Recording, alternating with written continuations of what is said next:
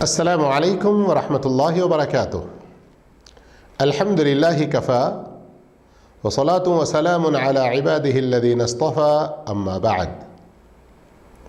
مثالی مسلمان اپنے رب کے ساتھ، اس عنوان کے تحت ہم اب تک کئی باتیں سن چکے ہیں۔ پچھلی چوتھی قسط میں باجماعت نماز کی اہمیت و فضیلت اور صحابہ کرام کو اس کا کیسے شوق ہوا کرتا تھا، پھر مسجد تک چل کر آنے کی کیسی خواہش ان کی ہوا کرتی تھی، اس سلسلے میں کچھ باتیں سن چکے ہیں نا۔ تو آئیے آج کے 5ویں قسط میں اسی سلسلے کو آگے بڑھاتے ہوئے دیکھتے ہیں کہ ہمارے نبی کریم صلی اللہ علیہ وسلم مسلمانوں کو، جن کے گھر مسجد سے دور ہیں، مسجد کے قریب منتقل ہونے سے کیوں منع کر رہے ہیں؟ اس لیے کہ جب وہ اپنے گھر سے مسجد کی طرف آئیں گے تو ان کے ایک ایک قدم کا جو اجر لکھا جائے گا ان کے نام اعمال میں، جس کی وجہ سے ان کی نیکیاں بہت زیادہ بڑھیں گی۔ یہی وہ نیک مقصد ہے جسے بیان کرتے ہیں حضرت جابر رضی اللہ تعالیٰ عنہ اور مسلم شریف کی یہ حدیث۔ غور فرمائیے، مسجد نبوی کے بازو میں کچھ مکانات خالی ہوئے تو بنو سلمہ کے لوگ جو مسجد نبوی سے دور رہا کرتے تھے، انہوں نے سوچا کہ ان گھروں کو خرید لیں اور آ کر وہاں منتقل ہو جائیں۔ جب نبی کریم صلی اللہ علیہ وسلم کو اس بات کا پتہ چلا تو آپ صلی اللہ علیہ وسلم نے بنو سلمہ کو بلوایا اور پوچھا کہ میں نے تمہارے بارے میں ایسے ایسے سنا ہے۔ انہوں نے کہا، ہاں اللہ کے رسول صلی اللہ علیہ وسلم، آپ نے جو کچھ سنا وہ صحیح ہے۔ تب آپ صلی اللہ علیہ وسلم نے فرمایا، بنی سلمہ دیارکم تکتب آثارکم، اے بنو سلمہ تم اپنے انہی گھروں میں رہا کرو، یہاں قریب میں منتقل نہ ہو جاؤ۔ وہاں سے جو تم چل کر آ رہے ہو نا مسجد کی طرف، تمہارے یہ قدم بھی لکھے جاتے ہیں، تمہارے ان قدموں کے نشانات، ان کا بھی تمہیں اجر و ثواب ملتا ہے۔ اللہ اکبر۔ باجماعت نماز کے لیے ہمارے نبی کریم صلی اللہ علیہ وسلم ہمیں کس کس انداز میں ترغیب دے رہے ہیں، ذرا غور تو کیجئے نا۔ نبی کریم صلی اللہ علیہ وسلم کے اس مبارک فرمان کے بعد بنو سلمہ کا کیا جواب تھا؟ اللہ اکبر۔ انہوں نے کہا، نبی کریم صلی اللہ علیہ وسلم کی اس بشارت، آپ کی اس خوشخبری سے اتنی ہمیں خوشی ہوئی کہ ہم اگر وہاں مسجد نبوی کے بالکل قریب میں آ جاتے تو بھی شاید اتنی خوشی نہ ہوتی۔ جی ہاں، آپ بھی ہمت باندھیے، نماز اپنے گھر میں ادا کرنے کے بجائے باجماعت مسجد میں ادا کیجیے۔ مزید کچھ اور اس سلسلے میں نبی کریم صلی اللہ علیہ وسلم کی خوشخبریاں سننا چاہتے ہیں؟ آئیے ایک اور خوشخبری میں آپ کو سنائی دیتا ہوں۔ بخاری مسلم کی روایت ہے، صحابی ابو موسیٰ اشعری رضی اللہ تعالیٰ عنہ ہیں، وہ روایت کرتے ہیں کہ نبی کریم صلی اللہ علیہ وسلم نے فرمایا، ان اعظم الناس اجرا فی الصلاة ابعدهم الیہا ممشا فابعدهم۔ کیا مطلب؟ بے شک لوگوں میں نماز کے معاملے میں سب سے زیادہ عظیم اجر والا، اللہ اکبر، نبی صلی اللہ علیہ وسلم کی الفاظ پر غور کریں، اعظم الناس اجرا،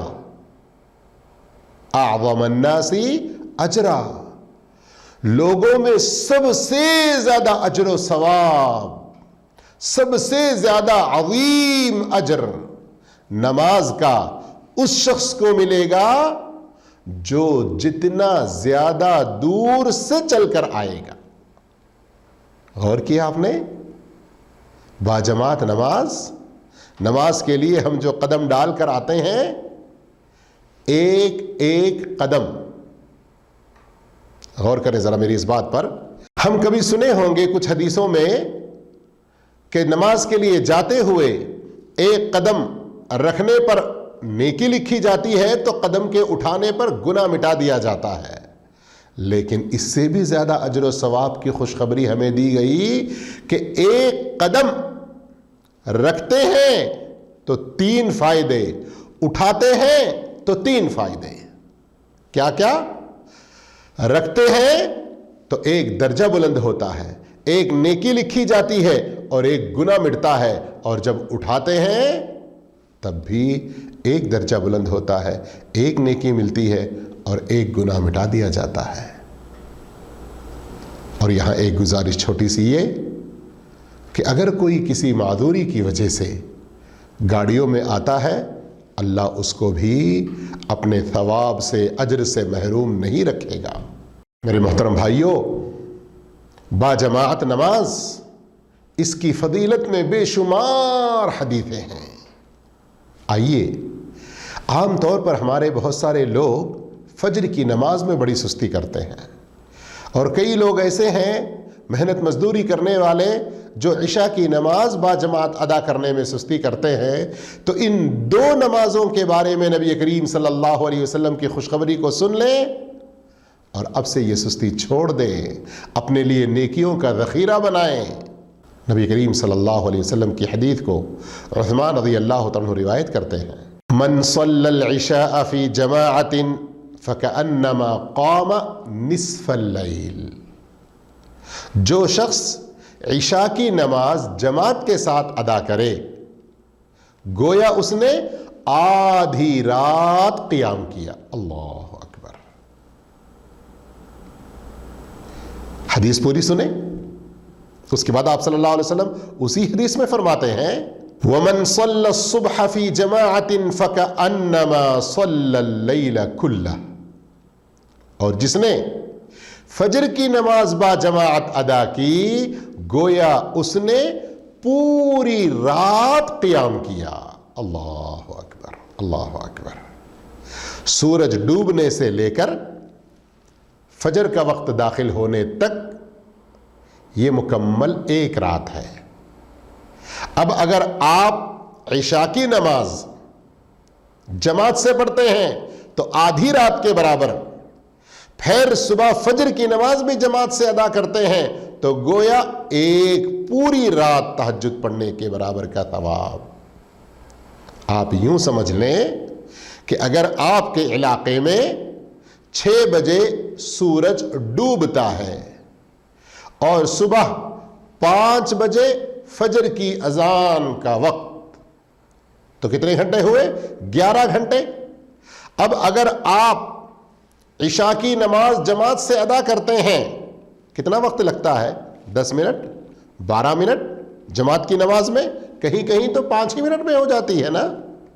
لیکن آپ کو 5.5 گھنٹے لگاتار بغیر کسی وقفے کے نماز پڑھتے رہنے کا، تہجد ادا کرتے رہنے کا ثواب ملے گا. اور اگر آپ نے فجر کی نماز بھی جماعت سے ادا کی، کتنا وقت لگتا ہے؟ 10 منٹ، 8 منٹ، 12 منٹ.